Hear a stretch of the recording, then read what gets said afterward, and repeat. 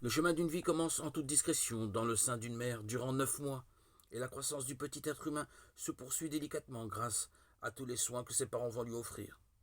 Depuis sa conception jusqu'à sa maturité, cet être va croître dans toutes les dimensions pour s'engager librement sur la voie de la destinée la plus élevée que lui offre sa nature spirituelle, le ciel. L'éducation chrétienne est à la fois très spécifique et très universelle. Elle est universelle car elle est fondée sur une conception de la nature humaine qui est vraie dans toutes les contrées du globe et à toutes les époques. Mais elle est bien spécifique car sa dimension spirituelle la traverse entièrement. La personne humaine ne se développe pas en compartiments, comme s'il y avait d'un côté le corps, d'un autre le cœur avec la sensibilité, puis l'intelligence et enfin les aspirations spirituelles.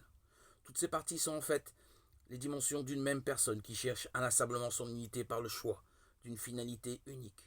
C'est en effet le sens que nous donnons à notre vie qui permet d'en trouver la cohérence et l'unité. C'est ici qu'apparaît le chantier éducatif le plus essentiel pour des parents et pour tous les éducateurs, aider un enfant à choisir le bien, à choisir son bien, pour gouverner totalement et librement sa vie. C'est en suivant l'étoile de la conscience de l'enfant que l'éducateur apprendra à penser sa mission comme une autorité au service de son développement intérieur. L'autorité se comprend alors comme un acte intérieur, non comme une injonction extérieure.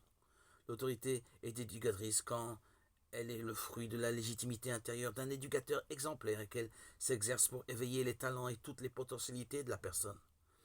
L'autorité est à l'enfant ce que l'énergie de la sève est à l'arbre. Elle est source de confiance et de vitalité.